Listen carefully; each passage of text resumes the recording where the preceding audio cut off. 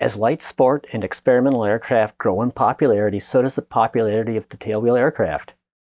Now, tailwheel aircraft allow for big tires and a lot of prop clearance and the ability to go off airport.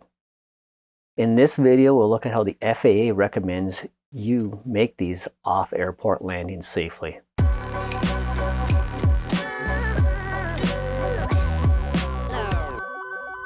Aviation, the way it was meant to be.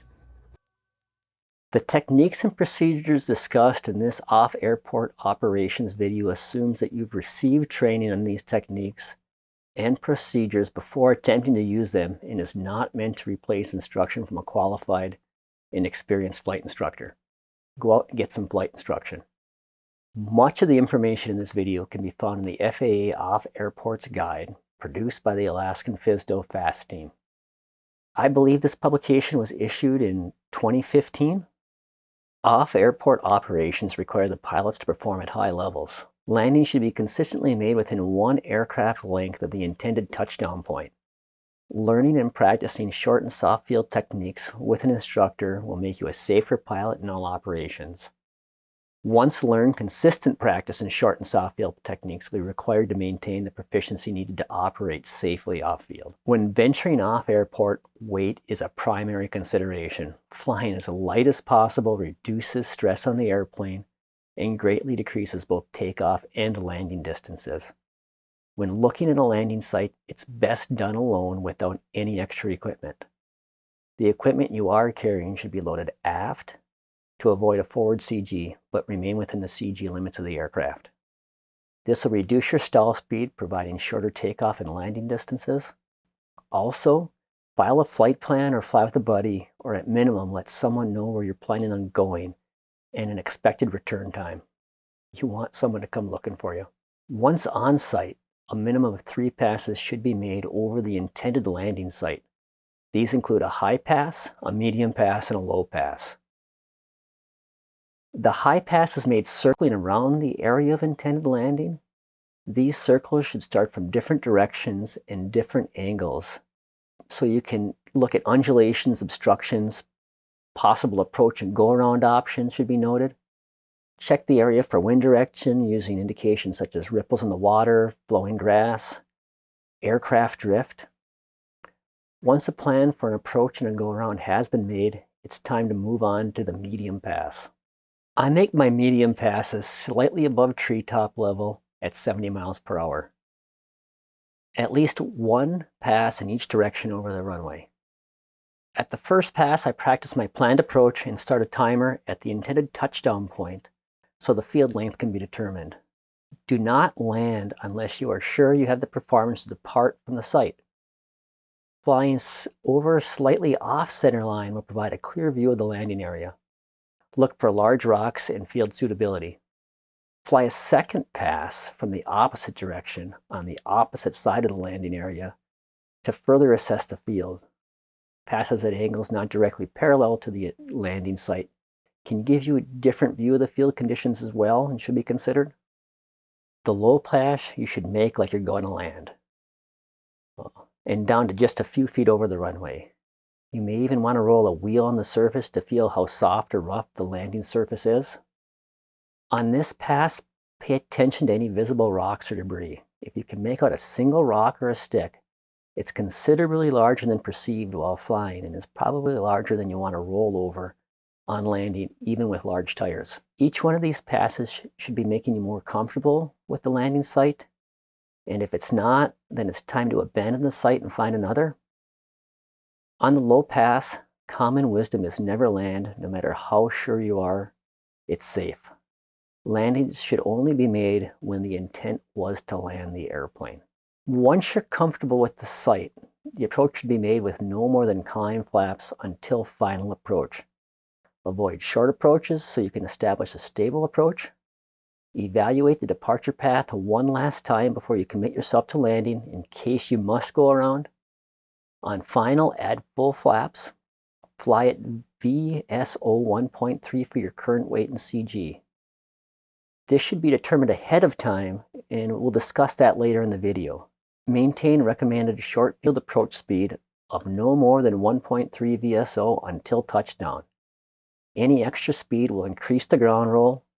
If you cannot land within one aircraft length of the intended touchdown spot, go around and try again. Land tail low and reduce power to idle once you touch down, and apply the minimum braking required to stop.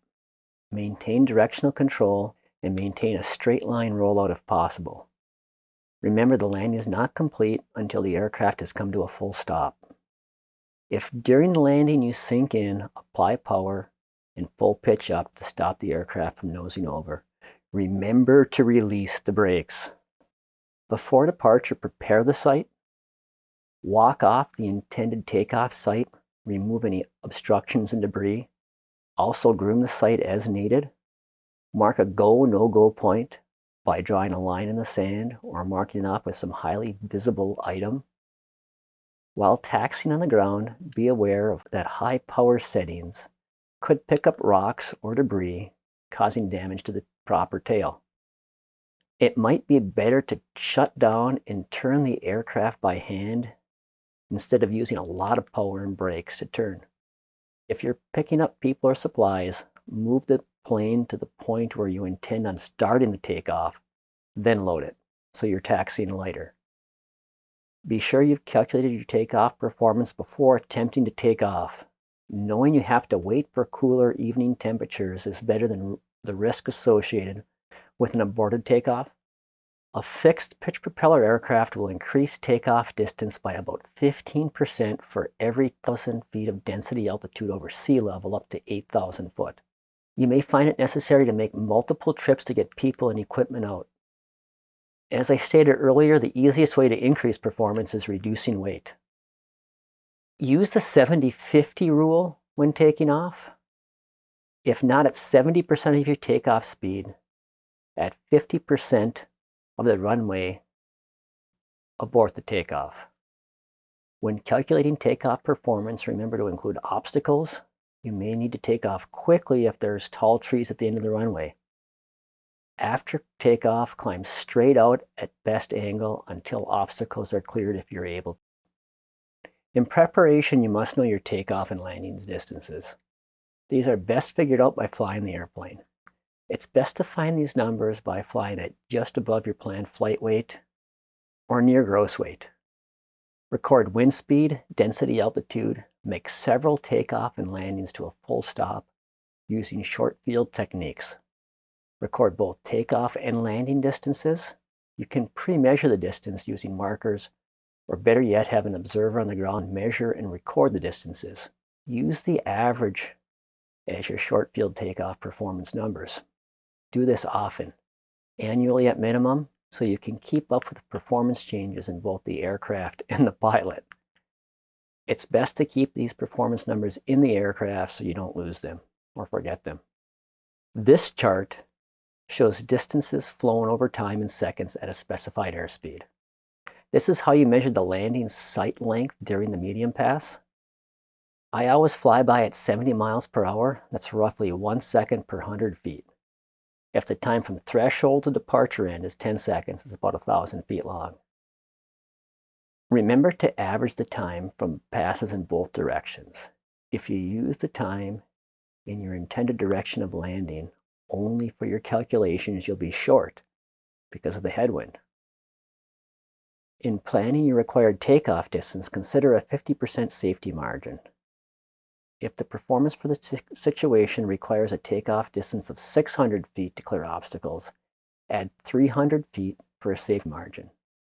I'll provide a link to this chart in the description below. You can also use crab angle on the flyby to approximate the crosswind component using this chart. For off-airport ops, I limit the crosswind component somewhere around 25 miles per hour. I remember that a crab angle of 20 degrees or more as I do the medium pass is a no-go, since this is a 24 mile per hour crosswind. Again, I'll provide a link to this chart in the description. If you have anything to add, please leave a comment and let us know what you do to keep yourself safe flying off airport. I'm really interested in other pilots' techniques and procedures. If you found this video informative, please give it a thumbs up to help the YouTube algorithm get this information out to other pilots. If you enjoyed the video, consider subscribing to the channel and thank you for watching. Just want to take a quick review of Part 91-119, Minimum Safe Altitudes. Remember when flying off-field or anywhere to maintain these altitude clearances for our safety and for the safety of the people on the ground. And it reads, except when necessary for takeoff or landing, no person may operate an aircraft below the following altitudes. A, anywhere. An altitude allowing, if a power unit fails, an emergency landing without undue hazard to persons or property on the surface. B, over congested areas. Over any congested area of a town, city, or settlement, or every open-air assembly of persons, an altitude of 1,000 feet above the highest obstacle within a horizontal radius of 2,000 feet of the aircraft. C, over other than congested areas. An altitude of 500 feet above the surface, except over open water or sparsely populated areas. In this case, the aircraft may not be operated closer than 500 feet to any person, vessel, vehicle, or structure.